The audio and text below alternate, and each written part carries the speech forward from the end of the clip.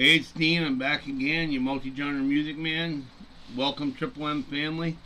If you want to be part of the Triple M family, all you gotta do is register. It doesn't cost a thing. It's free. You just register, and you'll be part of the Triple M family, the multi-genre music man family. Ring that bell while you're at it, and it'll let you know whenever a new video comes out. I've got a video today from Mr. Ballen again. He's the one that does the murder mystery shows. It's called This Man Terrified the FBI, mature audiences only. So I'll warn you not to have any children in the room if you're going to watch this. You may not want to have your children in the room. Here comes his story. There are a few graphic and distressing details that are revealed at the end of this story. Viewer discretion is advised. But before we get into today's story, if you're a fan of the strange, dark, and mysterious delivered in story format, then you've come to the right place, because that's all we do, and we upload 3 or 4 times every week. So if that's of interest to you, please replace the like button's eye drops with Egyptian fox urine. Also, please subscribe to our channel and turn on all notifications so you don't miss any of our weekly He always comes up with, people haven't watched it before, he always comes up with something funny to say about the like button. Sometimes he says, put it between 2 loaves of bread. Sometimes he says whatever. It's just something weird he says. uploads. Alright, let's get into today's story. And if you guys want to see more of him, I am going to have more of him up, but I do recommend watching him. It's hashtag Mr. Ballen at youtube.com if you want to watch his stuff.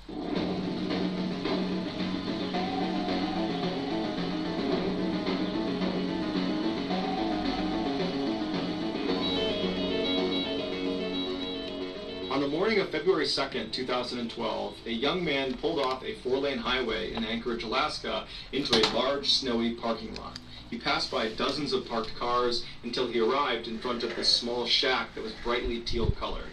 It was a popular coffee shop called the Common Grounds, and this young man worked as a barista there. After he parked his car, he walked up to the white door employee entrance to this little building, and he got his key out and he went to unlock the door, but when he turned the key, he saw the door was already unlocked. He knew the girl who had worked the previous night and would have been responsible for locking the shop up. She was 18-year-old Samantha Koenig, and although she had only been on the job for about a month, she seemed very responsible and had never had any issues closing up before. The young man shrugged it off, though. He figured people make mistakes, and he went inside.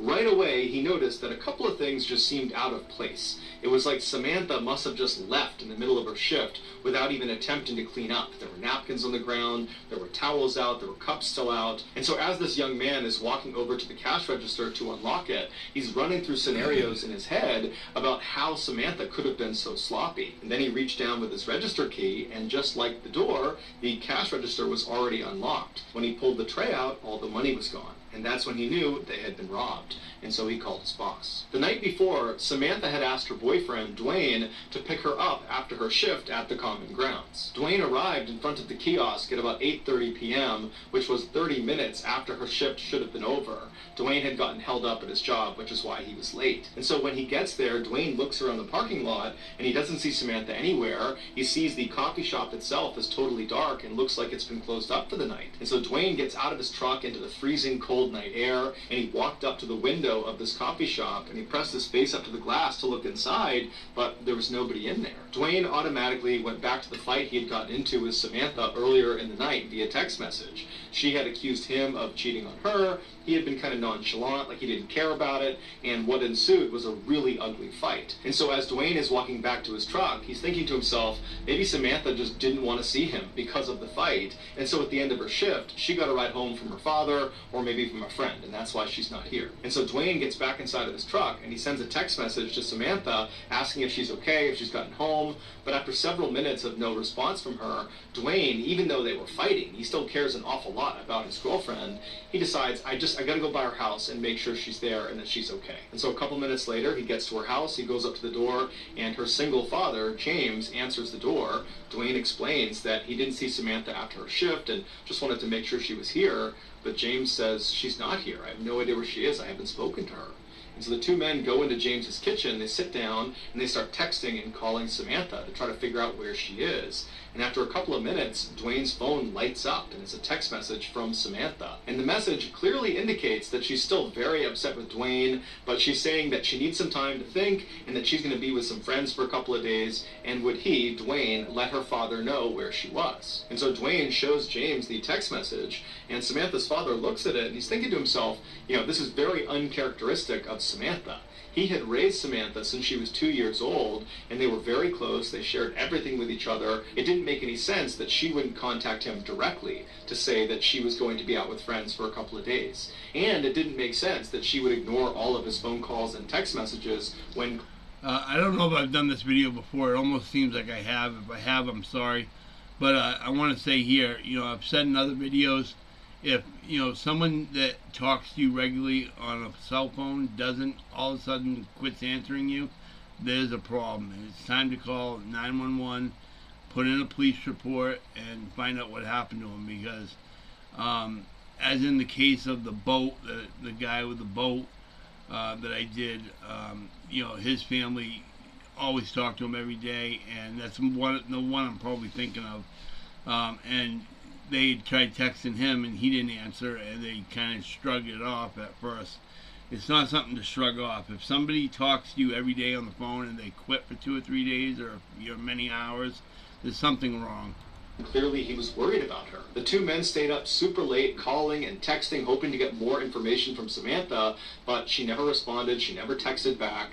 And so the following morning, when neither man had gotten any more messages from Samantha, James went to the Anchorage Police Department and filed a missing person report for his only daughter. After receiving this missing person report, an officer with the Anchorage Police Department called the owner of the Common Grounds coffee shop to ask about Samantha. And the owner actually said they just got a call from their barista that was working at the kiosk that morning, and they had informed them that apparently there had been a robbery and no one can get in touch with Samantha. No one knows where she is. The owner told the police officer that as soon as she got her hands on the security footage from the night before, she would send it over to the police department. While the police waited for this footage, some officers began calling Samantha's friends and other family members to see if they knew where she was, but no one had heard from her, no one knew where she was, no one had any information. Some other police officers headed over to the Common Grounds coffee kiosk to get a look at it for themselves. And when they got there, there was no sign of a struggle outside or inside the kiosk, and inside, underneath the counter, was a panic button that had not been pressed. And so even though Samantha's father thought there was something odd about her final text message,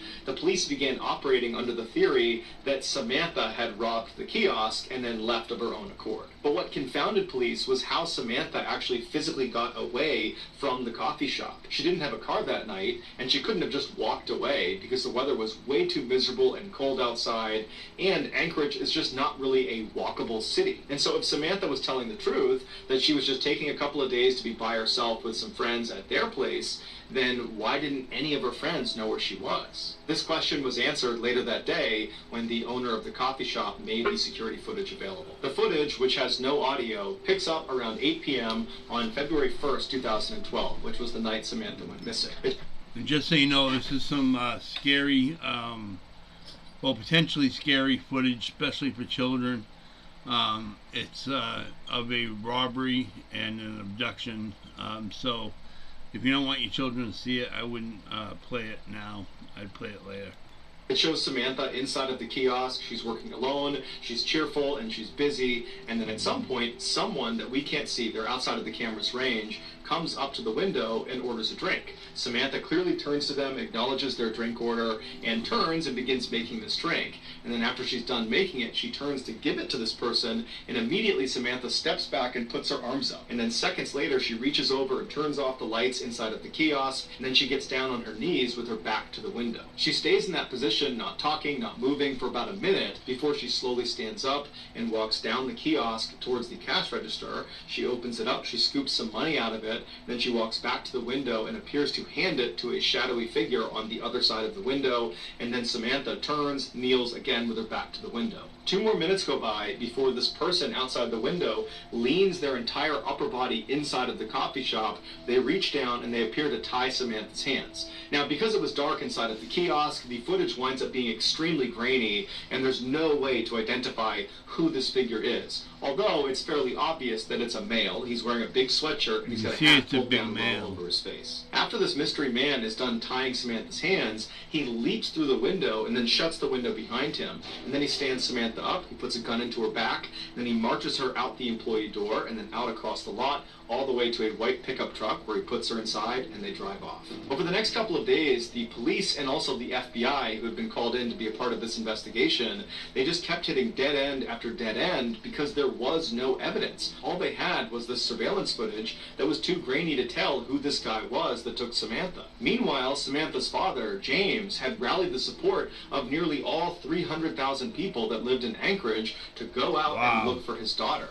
His efforts were so profound, it had attracted major news outlets across the country, and suddenly his daughter's story had grabbed national headlines everywhere. This led to strangers donating thousands of dollars to fund a reward for anybody that had information about Samantha's whereabouts. But despite this reward growing in size every single day, and the national news media becoming increasingly more interested in this case, no one came forward with useful information that led to developments in this case, and Samantha never got in touch with Dwayne or her father. Then on February 24th, so 3 weeks after Samantha's gone missing and no one's heard from her, Dwayne got a text message from Samantha's phone, and it was directing him to a particular sign inside of a nearby public park. And so Dwayne and James read this text, they shared it with the police department, and then they raced to this park and actually beat the police there by about 15 minutes. And so Dwayne and James, they walk through the gates and they start walking down this main trail, and they stop in front of this sign. It was actually a bulletin board, and tacked on the bulletin board was a Ziploc bag, inside of which was a typed ransom note, and on the ransom note, literally Xeroxed onto it, was a black and white photo of Samantha. And in this photo, Samantha looks kind of dazed, like she's got a blank expression, and she's not really looking at the camera, she's looking just to the side of the camera. And then in this picture, a man is holding a copy of the Anchorage Daily News newspaper that's dated February 13th, 2012. This was a proof of life photo where Samantha's captor was holding up that newspaper to indicate that Samantha was alive as of February 13th. And so to everybody involved in this case, including Samantha's father, even though this is still not a good situation at all, it was kind of a relief to know that at least as of last week, Samantha was alive. As for the demands of this ransom note, James was told to deposit $30,000 into his daughter's account immediately, and if he did that, she would be released 6 months later. As advised by the FBI, James deposited a portion of the ransom money into his daughter's account, and then the FBI just waited and watched, because they knew if anyone tried to withdraw money from that account, they could track where the card was. A few days later, 3 separate withdrawals were made within Anchorage, but each time the FBI got a notification about one of these withdrawals, they would rush to the scene, and whoever it was that had tried to make this withdrawal was long gone. When they pulled the security footage from these 3 different ATMs, the person that was making these withdrawals was a man wearing a ski mask and big sunglasses. So they had no way to... Yeah, he's not a dummy. Most people who abduct people or steal credit cards always wear a mask and sunglasses when they withdraw the money, because they know they're on camera, or they duck below the camera. They find ways around it, so the camera doesn't do much good. Identify him. With all things, as you'll see later, the camera helps them with some other stuff, but as for telling who the person is, it doesn't always help. After these withdrawals, the account went silent for over a week, and in that time, there was no word from Samantha. Then, on March 7th, more withdrawals were made, but they were in Arizona, and then New Mexico, and then in Texas. Again, authorities would rush to these ATMs, but they would get there right after the masked man with sunglasses had just left. But there was a break this time. In one of these surveillance videos from one of the Texas ATMs, they spotted the car this guy was getting into before he left. And it was a small sedan, it was a white Ford Focus, and they saw him leave going east on a Texas highway. And so authorities in Texas were told to look out for this particular particular car in this part of Texas. And sure enough, on March 13th, a Texas patrolman spotted the car sitting in a hotel parking lot. He waited nearby until a man in his 30s walked out of one of the hotel rooms, walked down, and got inside the car, and then this patrolman just kind of followed him and looked for any reason to pull him over. And as he had his radar gun on this guy, he noticed he was going 2 miles per hour above the speed limit, and so he pulled him over. The patrolman got out, he walked up to the driver's side window, the window was already down, the man was very calm. The patrolman asked him for his license, and the guy handed him an Alaskan license. His name was Israel Keys, he was 34 years old, and he lived in Anchorage. The patrolman knew this was the guy. He called in backup, and before long they were searching Keys' car, and in the trunk they found a ski mask along with other clothes that matched the description of the guy who was making withdrawals from these different ATMs. They also found a gun, as well as Samantha's cell phone and debit card. After Keys was arrested and was brought into custody, he denied having any involvement with Samantha's disappearance. But after being presented with the overwhelming evidence that suggested otherwise, he caved and said yes, he would tell them the full story of what happened to Samantha, but they had to get him an Americano coffee, a peanut butter Snickers, and a cigar. Once he had said items, he began to speak. And what he said was so disturbing and so graphic, the FBI still has not released the full transcript of his confession. Here is the version of events based on what was made public. On February 1st, 2012, Keys decided he was going to rob the Common Grounds coffee kiosk. He walked up to the window expecting there to be some teenager working inside, and he was right. It was Samantha. He asked her for an Americano, and while she turned to make his drink, suddenly his plan changed. Not only was he going to steal money from inside of this coffee shop, he decided he was going to steal Samantha from this coffee shop. When she turned back with his drink and handed it to him, he discreetly pulled his gun out and aimed it at her and told her this was a robbery. That's when she backed up and put her hands up, and then she turned around, he tied her hands, he jumped back inside, and then he said after he shut the window, he jammed napkins inside of her mouth so she couldn't make any sound, and then he marched her out the door, outside, into his car, and they took off. Once they were in the vehicle, he pulled the napkins out of her mouth, and he told her if she tried to escape or if she tried to flag anybody down, that he would just kill her. And so he said she was very obedient, she was obviously very scared, but she was trying to do her best to stay composed. At some point, Keys reached over and took her phone and sent that text message to her boyfriend informing him that she was going to be spending a couple of days with friends and that he should tell her father. And then Keys told Samantha he was going to be holding her hostage and trying to extract some ransom money. Samantha told Keys that her family was very poor and that he wouldn't get much money out of them. To which Keys said, "Don't worry about it, I know they'll raise money and they'll come up with it somehow." Then they drove around Anchorage for several hours, periodically stopping so Samantha could get out and relieve herself, other times so Keys could smoke a cigar. Then around midnight, Keys made his way back to his house, and he pulled into the driveway, and he turned to Samantha, and he had her go in the back seat and lie down, and he put some tarps over her, and he told her if she tried to escape, he would kill her. And then Keys got out and he walked inside of his house where his 10-year-old daughter and his girlfriend were fast asleep. And in just a few hours, Keys and his daughter were scheduled to go to New Orleans. I'm sorry, but that takes balls to do. To be in a garage right outside where if they had been awake, they would have seen him move her into the house or move her, put her down in the back seat and take a chance of one of them waking up. That takes balls. For a 2-week-long luxury cruise. Keys left his house and went back to his car. He put a blindfold on Samantha and then led her down the driveway to his shed. Once inside, he sat her down on an upturned bucket in the back of the shed, and then he put a rope around her neck, and he anchored each end of the rope to the wall so she was pinned to the wall. Then Keys turned his radio all the way up to make sure it masked any noise she might make, even though he reminded her repeatedly that if she made any noise, he would just kill her, and by and large, she was very obedient.